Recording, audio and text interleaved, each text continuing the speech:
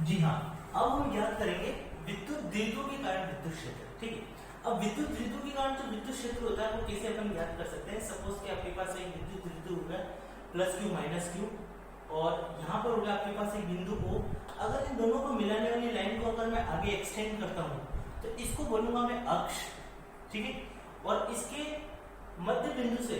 अगर मैं एक परपेंडिकुलर एक लाइन ड्रॉ कर देता हूँ तो इसको बोला जाता है आपके पास निरक्ष। अक्ष का मतलब हो गया एट एक्सिस और निरक्ष का मतलब हो गया एट इक्वेटर, जिसको इंग्लिश में बोलते हैं आपके पास इक्वेटर पर बोलते हैं। ठीक है, तो अभी अपन सबसे पहले याद करेंगे कि इसके अक्ष पर विद्युत क्षेत्र का मान आपके पास कितना होगा। तो इस अक्ष पर विद्युत क्षेत्र का मान ज्ञात करने के लिए अब अपन यहाँ से अपन स्टार्ट करेंगे। देखिए, सपोज किया ये आपके पास एक तो प्लस क्यू हो गया, ए बिंदु हो गया, और दूसरा क्या होगा आपके पास बी बिंदु, ये आपके पास माइनस क्यू हो गया, ये एक विद्युत द्विध्रुव हो गया, और इसका जो मध्य बिंदु हो गया वो कितना हो गया ए। यहाँ से जो दूरी होगी वो कितनी होगी आपके पास ए, और यहाँ से भी ये जो दूरी होगी वो कितनी होगी ए, टोटल मिला के 2a हो गया। अब इस दोनों आवेशों को मिलाने वाली रेखा को मैंने आगे की तरफ एक्सटेंड किया और यहाँ पर एक बिंदु लिया मैंने P। ठीक है, जिस पर मुझे इस विद्युत द्विध्रुव के कारण आवेश क्या करना, विद्युत क्षेत्र क्या करना है आपके पास ज्ञात करना है। तो अपन जानते हैं कि प्लस क्यू आवेश के कारण, ये जो प्लस क्यू आवेश के कारण जो विद्युत बल रेखाएं होती है वो हमेशा लंबवत बाहर की तरफ आवेश से, और माइनस आवेश के कारण जो विद्युत क्षेत्र जो होता है वो हमेशा किधर होता है आपके पास अंदर के कारण। तो ये प्लस क्यू आवेश के कारण जो विद्युत क्षेत्र हो रहा है वो EA बाहर की तरफ हो जाएगा, और माइनस क्यू आवेश के कारण जो विद्युत क्षेत्र हो रहा है वो EB किधर हो जाएगा आपके पास अंदर की तरफ हो जाएगा।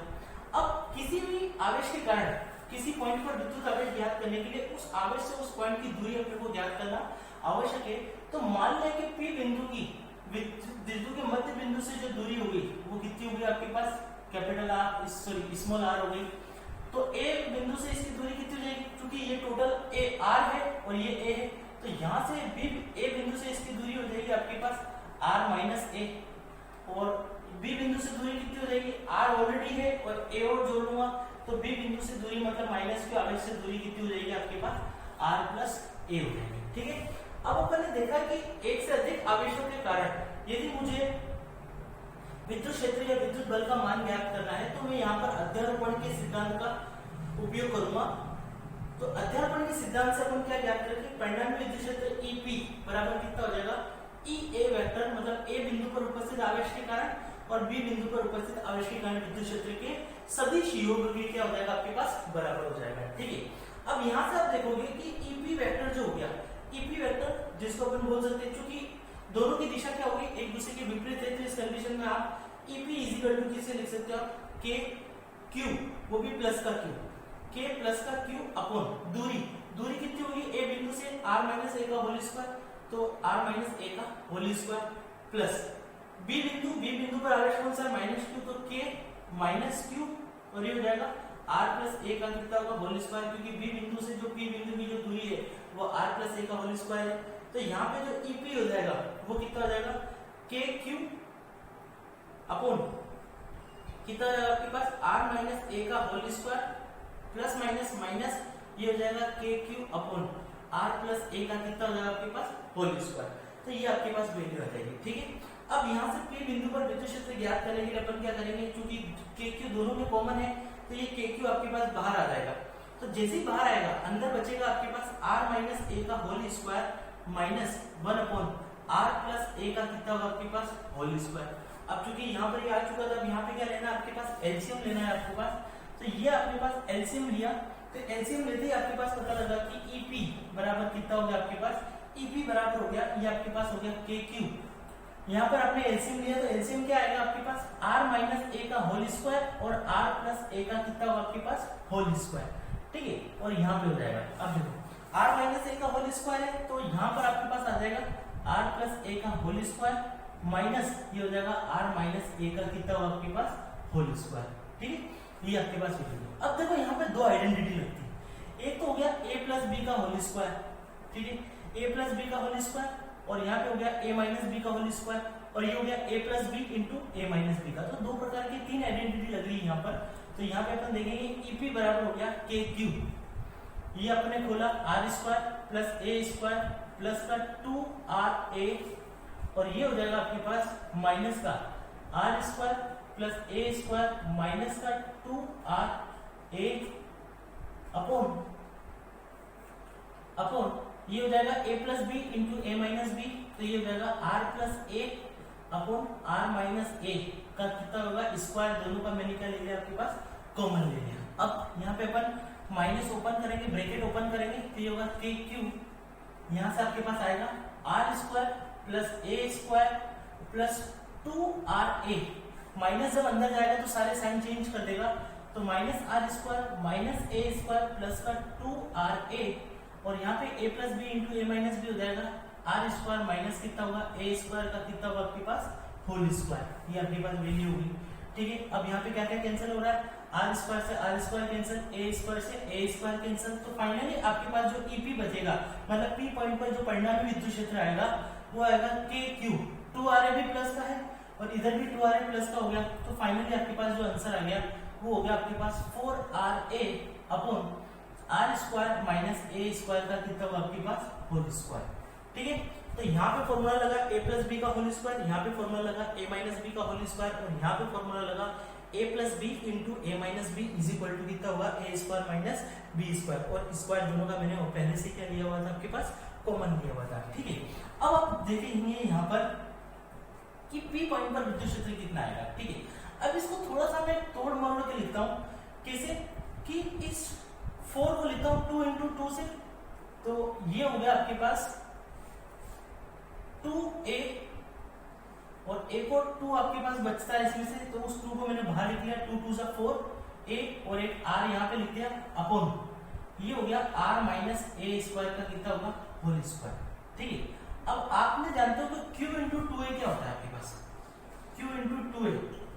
2a क्या होता है आपके पास p, जिसको होगा विद्युत द्विध्रुव आघूर्ण, विद्युत द्विध्रुव और क्या होता है आपके पास आघूर्ण, तो यहाँ पे q इंटू 2a आपके पास कहाँ दिख रहा है, ये दोनों, तो ये दोनों मिलकर q इंटू 2a ये दोनों मिलकर तो हो जाएंगे आपके पास p, तो फाइनली व्हाट वी गेट, तो फाइनली वी गेट यहाँ से आपके पास आएगी वैल्यू कि विद्युत द्विध्रुव आघूर्ण की फॉर्म में अगर ये वैल्यू पर निकालना जाएंगे तो EP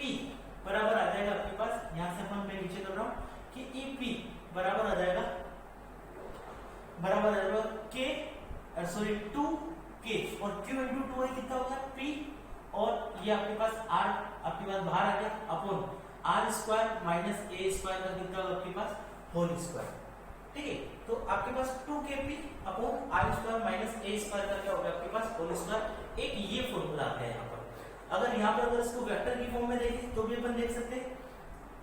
कि आपके पास EP vector is equal to कितना होगा आपके पास 2kp r vector upon r square, और ये होगा p वेक्टर, तो होगा आपके पास r स्क्वायर, यहाँ से अपन r square minus A square का कितना होगा आपके पास होल स्क्वायर। अब चूंकि यहाँ पे दो सदिशों को क्या हो रहा है आपके पास प्रोडक्ट हो रहा है, अब दो सदिशों के बीच में प्रोडक्ट से मिलने वाली राशि अपने को क्या मिल रही है, सदिश ही मिल रही है। इसका मतलब यहाँ पे जो प्रोडक्ट होगा वो कौन सा प्रोडक्ट होगा आपके पास क्रॉस प्रोडक्ट होगा। ठीक है, तो इसको अपन नहीं भी लिखे तो कोई दिक्कत नहीं यहाँ पर, तो आपके पास ये आ जाती है EP is equal to 2kp r upon r square minus A square. तो एक तो फॉर्मूला बन गया आपके पास a, कब कि जब r की वैल्यू a की तुलना में नेग्लिजिबल नहीं है या नगण्य नहीं है। दूसरे केस में स्पेशल केस आपके पास आ जाता है, स्पेशल केस में आपके पास क्या आता है कि यदि r जो a का जो मान है वो r की तुलना में क्या हो जाए बहुत छोटा हो जाए, जब बहुत छोटा नहीं हो तब तो ये फॉर्मूला लगाना है, और जब बहुत छोटा है जैसे NaCl के अणु के बीच की दूरी होगी वहां पर a का मान r की तुलना में क्या हो जाएगा बहुत छोटा हो जाएगा, तो उस कंडीशन में a का मान r की तुलना में बहुत छोटा हो जाएगा, तो a स्क्वायर का मान ऑलरेडी क्या हो जाएगा आपके पास नगण्य हो जाएगा, क्योंकि जो जितनी छोटी होती है उस संख्या का मान अगर अपन स्क्वायर करेंगे तो वो वैल्यू और भी छोटी हो जाती है। तो यहाँ पे a स्क्वायर के लिए अपन ने रखा 0, तो EP इज इक्वल टू हो गया 2kp r अपॉन ये हो गया r स्क्वायर माइनस 0 का होल स्क्वायर, जिसको अपन लिख सकते हैं 2kp r upon r square का होल स्क्वायर कितना होगा r की घात 4, यहाँ से r से आपके पास कटा 3 बार, तो फाइनली अपने को क्या मिला, फाइनली अपने को P पॉइंट पर विद्युत क्षेत्र का मान मिल गया 2kp अपॉन कितना मिल गया आपके पास r3। ठीक है, और अगर उस सदिश रूप में देखें तो ये हो गया 2kp वेक्टर अपॉन कितना होगा आपके पास r3, और ये हो जाएगा आपके पास r3 वेक्टर। तो जो डायरेक्शन विद्युत द्विध्रुव आघूर्ण की है वो केवल डायरेक्शन किसकी होगी आपके पास, विद्युत क्षेत्र की होगी, जिसे विद्युत द्विध्रुव आघूर्ण की डायरेक्शन किधर होती है, माइनस से प्लस की तरफ, ये माइनस से प्लस की तरफ, तो उसी डायरेक्शन में आपके पास विद्युत क्षेत्र होगा, मतलब इसी डायरेक्शन में आपके पास विद्युत क्षेत्र होगा, मतलब ए जो ई ए बाहर की तरफ इसका जो मेन विद्युत क्षेत्र होगा, ठीक है। तो ये हो गया आपके पास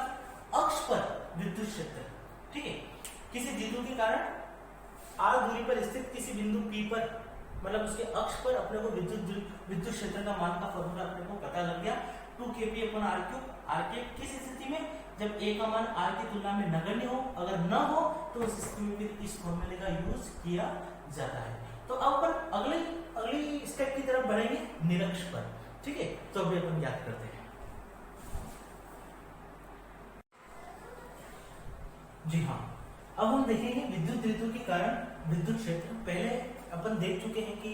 विद्युत द्विध्रुव के कारण उसके अक्ष पर विद्युत क्षेत्र अपन कैसे ज्ञात करते हैं। तो वहां पर आपके पास जो वैल्यू आएगी आपके पास 2kP/r3 के बराबर आएगी आपके पास, कि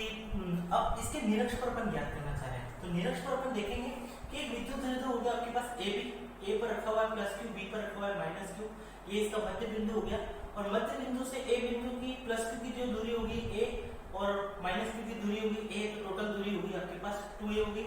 ये इसका क्या होगा आपके पास निरक्ष हो गया, और निरक्ष पर अपन ने कोई बिंदु क्या ले लिया, अपन ने P ले लिया, ठीक है। अभी अपन ने देखा था कि प्लस क्यू आवेश के कारण विद्युत क्षेत्र क्या होता है,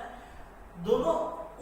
उस बिंदु को और आवेश को मिलाने वाली रेखा के अनुदिश होता है। यदि प्लस क्यू होता है, फिर से बोलूं मैं कि उस बिंदु को और उस आवेश को मिलाने वाली रेखा के अनुदिश होता है। अनुदिश का मतलब यदि प्लस क्यू है तो बाहर की तरफ, और माइनस क्यू है तो किधर आएगा आपके पास, अंदर की तरफ, ठीक है। तो यहाँ पर आप देख रहे होंगे कि एक समद्विबाहु त्रिभुज जिसकी दो भुजाएं समान होती है, इस प्रकार से बन रहा है कि जो AP बराबर किसके हो गया आपके पास, BP के बराबर हो गया, ठीक है। अब यहाँ पर चूंकि ये मध्य बिंदु है और चूंकि यहाँ पे परपेंडिकुलर है, तो यहाँ पे परपेंडिकुलर डाला, तो यहाँ पर आपके पास दो चीजें दिख रही होगी कि ट्रायंगल AOP और त्रिभुज दिख रहा है BOP में। पाइथागोरस थ्योरम आपने लगाई, तो पाइथागोरस थ्योरम से आपके पास क्या है, अब P बिंदु की O बिंदु से जो दूरी है वो होगी आपके पास r, और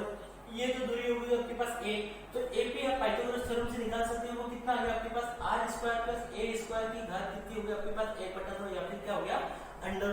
हो गया, ठीक है। ये आपके पास वैल्यू आ गई। तो जितनी वैल्यू AP की होगी उतनी वैल्यू क्या होगी आपके पास BP की होगी, ठीक है। अब चूंकि हम जानते हैं कि ये जो हो गया आपके पास विद्युत क्षेत्र क्या है, आपके एक सदिश राशि है, और सदिश राशि अपने यहाँ पर P बिंदु पर एक अक्ष बनाया, क्योंकि यहाँ पर एंगल थीटा है तो यहाँ पर भी एंगल क्या होगा, थीटा, और तो यहाँ पर एंगल थीटा है तो ये भी एंगल कितना होगा आपके पास, थीटा। तो इस विद्युत क्षेत्र EA के, यहाँ पर विद्युत क्षेत्र EA के आपके पास दो घटक बन गए, ठीक है। ये आपके पास ये EA के दो घटक बन जाएगा, तो जो हॉरिजॉन्टल घटक होगा तो वो तो हो जाएगा EA cos थीटा, और जो ऊर्ध्वाधर घटक होगा वो हो जाएगा EA और कितना होगा आपके पास sin थीटा। उसी प्रकार से जो EB है उसके भी दो घटक बन जाएंगे, तो यहाँ से जिस अक्ष से कोण बना रहा है तो जो हॉरिजॉन्टल जो होगा वो हो जाएगा आपके पास EB cos थीटा, और उसका जो ऊर्ध्वाधर होगा वो हो जाएगा आपके पास EB sin थीटा। ये पूरा का पूरा आपको यहाँ पर दिख रहा होगा। तो आप यहाँ पर देख सकते हैं कि अब देखो आप यहाँ पर देख सकते हैं कि किसी भी विद्युत क्षेत्र में दो चीजें होती है, क्योंकि EA का मान होगा आपके पास KQ, अगर मोड ऑफ EA का मान देखें अपन तो KQ अपॉन कितना होगा आपके पास r² प्लस a² का कितना होगा आपके पास होल स्क्वायर, क्योंकि अगर A बिंदु से लेंगे तो AP का होल स्क्वायर, AP का मान भी किसके बराबर है, √r² + a², ये आपके पास √r² + a² का कितना होगा आपके पास होल स्क्वायर, जिसको अपन लिख सकते हैं KQ अपॉन r², √ से स्क्वायर कैंसिल, r² प्लस कितना होगा आपके पास a²। उसी प्रकार से अगर अपन B बिंदु पर उपस्थित आवेश के कारण मान दिया जाएगा, उसका परिणाम निकालें तो परिणाम तो हमेशा धनात्मक ही आता है, तो ये होगा KQ अपॉन BP का स्क्वायर, तो ये भी आएगा √r² + a² का कितना होगा आपके पास होल स्क्वायर, जिसको अपन लिख सकते हैं KQ अपॉन r² प्लस कितना होगा आपके पास a²। तो यहाँ से हम देख सकते हैं कि जो परिणाम EA का है वो कि वही परिणाम किसका होगा आपके पास EB का हो गया। तो दोनों का जो परिणाम है वो क्या है आपके पास सेम है। अब दोनों तरफ यदि मैं sin थीटा का मल्टीप्लाई कर दूं तो उस कंडीशन में आपके पास बन जाएगा E A sine theta is equal to E B sine theta. क्या बन गया आपके पास E A sine theta upon कितना होगा आपके पास ई बी साइन थीटा। अब ये आप यहाँ से चित्र से आप देख सकते हो कि ई ए साइन थीटा तो है आपके ऊपर की तरफ और ई बी साइन थीटा है आपके पास नीचे की तरफ, मतलब दोनों परिमाण में तो समान है लेकिन दिशा में क्या है, एक दूसरे के विपरीत है। तो जब भी परिमाण में समान और दिशा में विपरीत है तो उस कंडीशन में दोनों एक दूसरे को क्या कर देते हैं, कैंसिल आउट कर देते हैं, दोनों एक दूसरे के प्रभाव को क्या कर देते हैं, निष्क्रिय कर सकते हैं। तो इस प्रकार P बिंदु पर जो परिणामी विद्युत क्षेत्र है वो उनके ऊर्ध्वाधर क्षेत्रों के कारण तो क्या हो गया, ऊर्ध्वाधर घटकों के कारण तो क्या होगा आपके पास, निरस्त हो गया, बचा ये। तो जो परिणामी विद्युत क्षेत्र आया तो ये क्या होगा आपके पास, क्योंकि यहाँ पर आपके पास ई ए साइन थीटा तथा ई बी साइन थीटा, मैं यहाँ पे लिख देता हूं परिणाम में समान तथा दिशा में विपरीत होने के कारण एक दूसरे को निरस्त कर देते हैं। ठीक है, तो आपके पास हो गया। अब जो परिणामी विद्युत क्षेत्र बच जाएगा ईपी, वो क्या बच जाएगा, दोनों एक ही दिशा में है तो उस कंडीशन में ईपी बराबर हो जाएगा ई ए cos थीटा प्लस हो जाएगा ई बी और कितना आपके पास cos थीटा। ठीक है, अगर दोनों परिणामी रूप से देखें तो आप देख सकते हो कि भाई ई ए का जो परिणाम है वो ई बी के परिणाम के बराबर है और इन दोनों को अपन क्या नाम दे देते हैं, ई नाम दे देते हैं। तो ई ए की जगह भी ई आ जाएगा और ई बी की जगह भी क्या आ जाएगा, ई आ जाएगा। तो फाइनली आपके पास ई पी बराबर हो जाएगा E cos theta plus E cos theta. तो यहाँ पे नीचे आ जाएगा आपके पास E P is equal to 2e और कितना होगा आपके पास cos थीटा। तो ये एक परिणामी विद्युत क्षेत्र हो गया। ठीक है, और इसकी जो वैल्यू हो जाएगी ये आप कुछ भी दे सकते हो, ई की value K Q upon R square plus कितना होगा पास ए स्क्वायर। तो ये ई की वैल्यू हो गई। ठीक है, तो चूंकि ई की वैल्यू तो आपके पास पता लग गया कितनी होती है, K Q upon R square plus कितना होगा ए स्क्वायर। लेकिन cos थीटा की वैल्यू का क्या, तो cos थीटा जो आएगा आप त्रिभुज, आप किसी भी एक त्रिभुज में देख लो क्योंकि दोनों तरफ सेम है, तो त्रिभुज AOP में देते हैं, त्रिभुज AOP में ध्यान से देखिएगा, त्रिभुज AOP में आपके पास cos थीटा बराबर क्या है, क्योंकि एंगल के सामने वाली जो OP जो साइड है वो तो हो गई परपेंडिकुलर, मतलब परपेंडिकुलर, और ये हो गया आपके पास बेस और ये हो गया आपके पास विकर्ण। ठीक है, तो लाल बटे तत्ता तो ये होगा, तो आपके पास cos थीटा बराबर क्या होता है, आपके पास cos थीटा बराबर हो जाता है आपके पास आधार बटे कर्ण। ठीक है, तो आधार हो गया यहाँ पर AO और कर्ण हो गया आपके पास AP। ठीक है, तो AO की जो वैल्यू हुई वो हो गई A और AP की जो वैल्यू हुई वो हो गई R square plus A square की घात कितनी हो गई 1/2। ठीक है, तो E की वैल्यू भी हो गई, cos थीटा की वैल्यू हो गई, ये दोनों अपन कहां पे रख लेंगे, EP में, यहां पर अपन पुट कर देंगे। ठीक है, तो यहां से हम जैसे अपन पुट करेंगे तो आपके पास जो वैल्यू मिलेगी वो कितनी मिलेगी, ये भी अपन देख लेते हैं। देखिए हमारे पास जो वैल्यू मिलेगी, अब ईपी की वैल्यू अपन देखने जा रहे हैं यहाँ पर, तो ईपी की जो वैल्यू आ जाएगी ईपी इज इक्वल टू हो जाएगा 2 इंटू ई की वैल्यू अभी अपन देख चुके हैं K Q upon R square plus A square और cos थीटा की वैल्यू हो गई A upon R square plus A square की घात कितनी हो गई 1/2। अब देखो ये तो होगा 2qa, इसको अपन कैसे लिख सकते हैं, विद्युत द्विध्रुव आघूर्ण के जैसे k, ये होगा q इंटू कितना होगा आपके पास 2 है, फिर q इंटू कितना होगा आपके पास 2 है अपॉन इसकी घात 1 है और इसकी घात 1/2। जब आधार समान होता है तो घातें क्या होती है, जुड़ जाती है, तो 1 प्लस 1/2 कितनी होगी 3/2। तो ये हो गई R square plus A square की घात कितनी हो गई आपके पास 3/2। और अपन जानते हैं कि भैया q इंटू 2 है कितना हो जाता है आपके पास विद्युत द्विध्रुव आघूर्ण P। तो उस कंडीशन में EP की जो वैल्यू हो जाती है वो हो जाता है KP upon R square plus A square की घात कितनी हो जाएगी आपके पास 3/2। ठीक है, तो ये तो हो गया आपके पास EP की वैल्यू। ठीक है, अभी आप देख सकते हैं डायग्राम में कि जो P की जो डायरेक्शन, हमेशा जो विद्युत क्षेत्र की जो दिशा होती है वो विद्युत द्विध्रुव आगमन की दिशा में होता है। अब विद्युत क्षेत्र तो जा रहा है आपके पास, जैसा भी अपन ने देखा था यहाँ पे कि ये तो प्लस की हो गया, माइनस की हो गया, और यहाँ पे अपन ने देखा था यहाँ पर कि ये इस प्रकार से जा रहा है, ये इस प्रकार से जा रहा है। तो जो दोनों विद्युत क्षेत्र लग रहे हैं आपके पास, ई ए कोस थीटा और ये होगा आपके पास ई बी कोस थीटा, और जो विद्युत द्विध्रुव आगमन की जो डायरेक्शन है वो माइनस से प्लस की तरफ होती है इधर। मतलब परिणामी विद्युत क्षेत्र और विद्युत द्विध्रुव आगमन दोनों एक दूसरे के किधर है आपके पास, विपरीत दिशा में है। तो विपरीत दिशा में होने के कारण यहाँ पर अगर आप सदिश रूप में लिखेंगे, यहाँ से अगर आप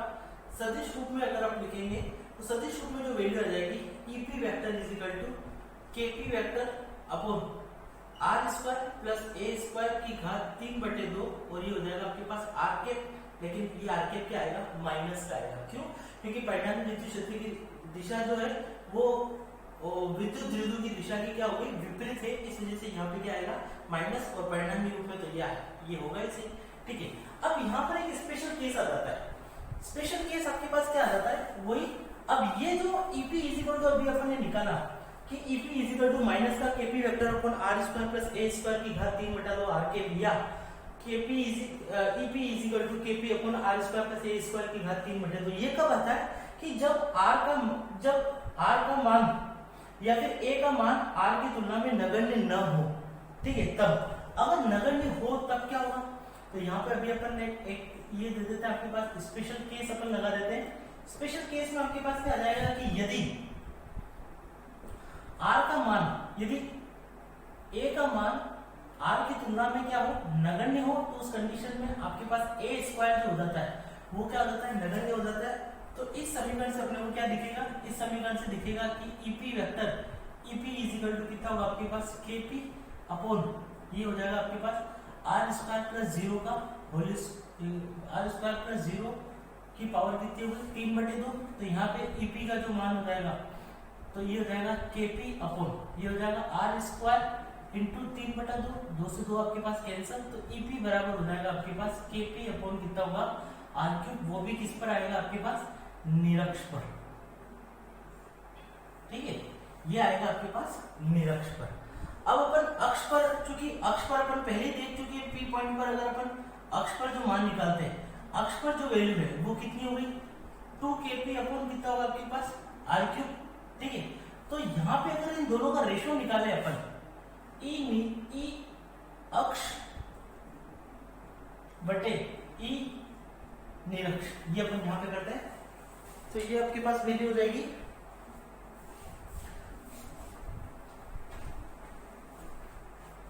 देखिए। तो यहाँ पर आपने इन दोनों का रेशियो निकाले हैं कि ई अक्ष बटे ये कितना होगा आपके पास, ई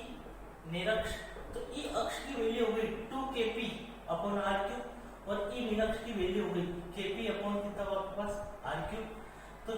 kp अपॉन आर क्यूब से kp अपॉन आर क्यूब क्या होगा आपके पास, कैंसिल। तो यहाँ पर जो वैल्यू बची आपके पास वो कितनी बची, 2:1, जिसको अपन लिख सकते हैं कि ई अक्ष इज इक्वल टू 2 इंटू कितना हो गया, ई निरक्ष।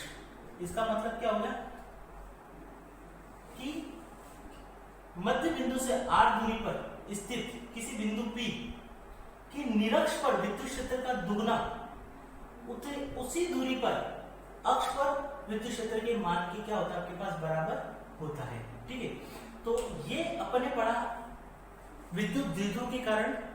विद्युत क्षेत्र, उसके अक्ष पर, उसके निरक्ष पर। अब एक और क्वेश्चन आता है यहाँ पर कि ये तो अक्ष पर मतलब theta is equal to 0 degree हो गया, निरक्ष मतलब theta is equal to 90 degree पर हो गया। तो P बिंदु या तो 0 डिग्री पर था या फिर किस पर था आपके पास, 90 डिग्री पर था। अगर इसके अलावा किसी और बिंदु पर हो तो क्या होगा।